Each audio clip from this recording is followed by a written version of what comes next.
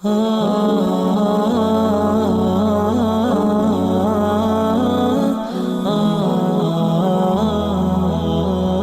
আলাইকুম এভরিওয়ান। আশা করি সবাই ভালো আছেন। আলহামদুলিল্লাহ আমিও ভালো আছি।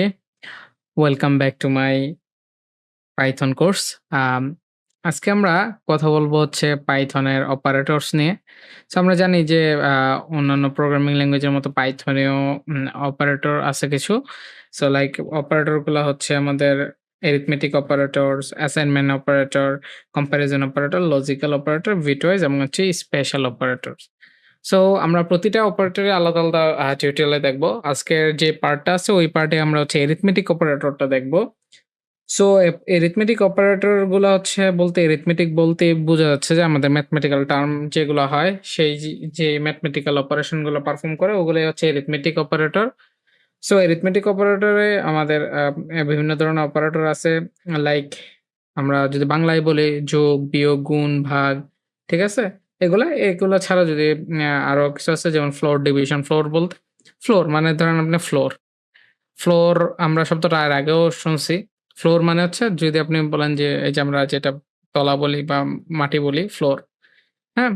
তো বিল্ডিং এর ফ্লোরের মতোই মানে আপনি যদি ভাগ করেন, কোন সংখ্যাকে ভাগ করার পর যদি এটার সংখ্যাটা দশমিকের পর যতই আসুক না কেন সে দশমিকের পরে সংখ্যাটা না নিয়ে মানে একদম নিচের দিকে মানে আপনি ধরেন 6.9 হলে আমরা 7 করে দিতাম। ব্যাপারটা ওরকম না। 6.9 থাকলেও সে এটা করে দিবে হচ্ছে 6 এটা হচ্ছে ফ্লোর ডিভিশন। এবার হচ্ছে মডুলাস মানে ভাগশেষ বের করে যেটা। দেন হচ্ছে পাওয়ার। সো আমরা সবগুলা নিয়ে কথা বলবো। আমি জাস্ট একটু ব্রিফ করে নিলাম। সো এখন আমরা যদি ক্যালকুলেশন এ চলে আসি, তো আমরা ধরেন যে একটা সংখ্যা নিলাম। ধরেন যে number 1 equal to 10, number 2 equal to ধরেন যে 5 আমরা নিলাম। সো এখন আমি ১ম যেটা পারফর্ম করব সেটা হচ্ছে আমাদের এডিশন অপারেটর মানে যোগ। ঠিক আছে? এডিশন। সো এখানে একটা ভুল হইছে। আমাদের পাইথনে কমেন্ট করা হচ্ছে হ্যাশ দ্বারা। ঠিক আছে? সো এডিশন অপারেটর দ্বারা আমরা কাজ করব। সো এডিশন মানে হচ্ছে কোনটা? এডিশন মানে হচ্ছে এই যে এটা। ঠিক আছে? প্লাস। ঠিক আছে? এডিশন মানে হচ্ছে প্লাস। সো এখন আমরা কি করব? যদি আমি ২ টা সংখ্যার যোগফল করতে চাই যেমন হচ্ছে আমি এডিশন যেহেতু আমি এড নামে একটা ভেরিয়েবল নিলাম। দেন এখানে আমি নাম 1 প্লাস নাম 2 আমি ২ টা সংখ্যার যোগফলকে রেখে দিলাম। ঠিক আছে? দেন আমি প্রিন্ট করলাম কাকে? আমি এখানে সুন্দর করে লিখলাম হচ্ছে নাম সরি এভাবে না। আমি হচ্ছে এখানে আমি লিখলাম হচ্ছে যে এডিশন। আমি সুন্দর করে লিখতেছি একটু।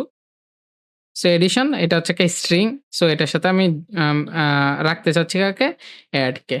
সো এড কে রাখলে এরর দিবে। কেন এরর দিবে? আমি এর আগে এটা বুঝাইছি যে আমাদের যেহেতু এটা নিউমেরিক্যাল নাম্বার মানে যোগফল, গুণ, ভাগ, যোগ, বিয়োগ, গুণ, ভাগ মানে ম্যাথমেটিক্যাল টার্মে আছে, নিউমেরিক্যাল ভ্যালুস এ আছে। সো আমাকে কি করতে হবে? এটাকে যেহেতু আমি স্ট্রিং এর সাথে কোনো কিছু সংযুক্ত করতে চাইলে এই প্লাসটা কিন্তু যোগ না, এটা হচ্ছে সংযুক্ত করা।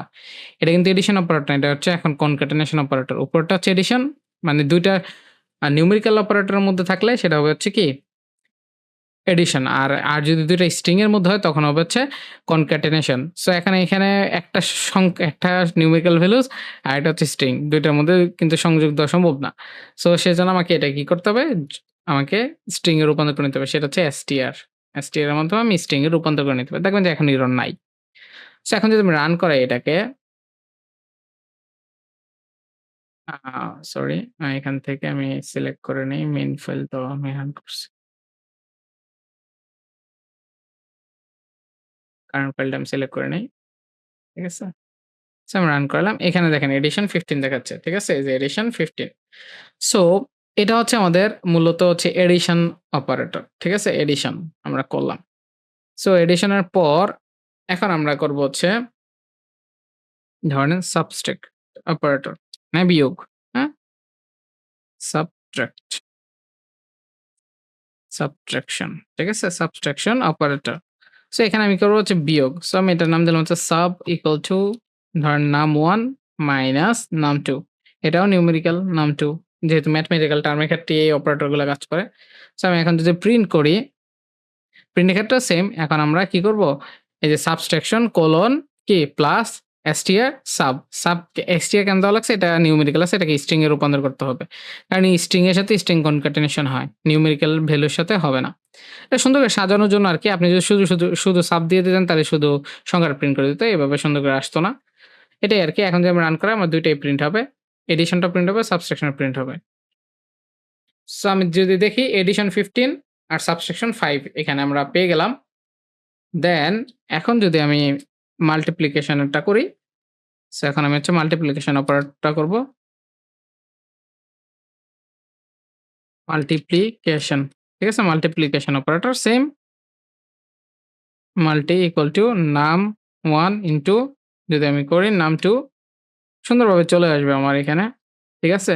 এখন আমি যদি প্রিন্ট করি, প্রিন্ট এখন আমি কি করব? Multiplication colon str multi. So সুন্দরভাবে এখানেও চলে আসবে ৩ টা সংখ্যা আমার প্রিন্ট করে দেখাবে এখন। Addition, subtraction, multiplication. ঠিক আছে? মাল্টিপ্লিকেশন 50, 10, 5 ইনটু কি 50। সো এখন আমাদের যেটা বাকি আছে সেটা হচ্ছে ডিভিশন। ঠিক আছে? Division, division. So div equal to num1 mine ভাগ num2। ঠিক আছে? সো এখন আমি যদি প্রিন্ট করি ডিভিশন str div মানে হচ্ছে আমি এখানে ডিভিশন করতে চাচ্ছি, এটা বুঝাচ্ছি। তো ডিভিশন আসছে কত আমার 2.0। ঠিক আছে? 10 কে 5 দ্বারা ভাগ দিলে 2 আসে। ঠিক আছে? যেহেতু এটা ফ্র্যাকশনাল ভ্যালু সেজন্য ফ্র্যাকশনাল ভ্যালু আসতে পারে ভাগের ক্ষেত্রে, সেজন্য ফ্লোটিং পয়েন্টে নিয়ে নিছে, মানে দশমিকের পরেও দেখাচ্ছে। যদি এরকম হইতো 2.1 তখন 2.1 দেখাইতো।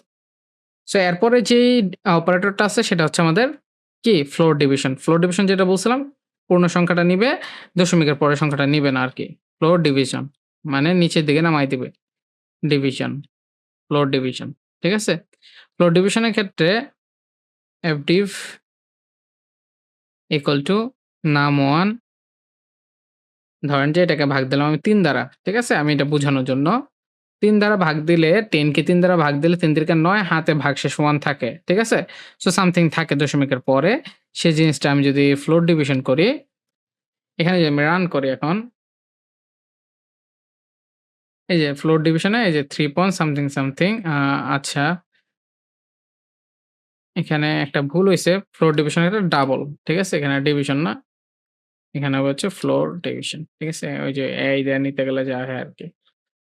সো আমি যদি এখানে দেখি যে ফ্লোর ডিভিশন 3 নিয়ে নিছে। 3.333 এরকম সামথিং ছিল, সেটা আর হচ্ছে না। সেখানে বরাবর 3 নিয়ে নিছে। এরপর আমার যে জিনিসটা আসে সেটা হচ্ছে মডুলাস অপারেটর। এখন বুঝবেন যে মডুলাসের ক্ষেত্রে কি হয়। সো আমি এই মডুলাস অপারেটরটা এখন ইউজ করব। Modulus uh um modulus modulus হ্যাঁ? Modulus operator. সো এখন আমি যদি মড লিখি, mod equal to num1 divided by 3। এখন যদি আমি দেখি এখন ভাগশেষ কত পাবো?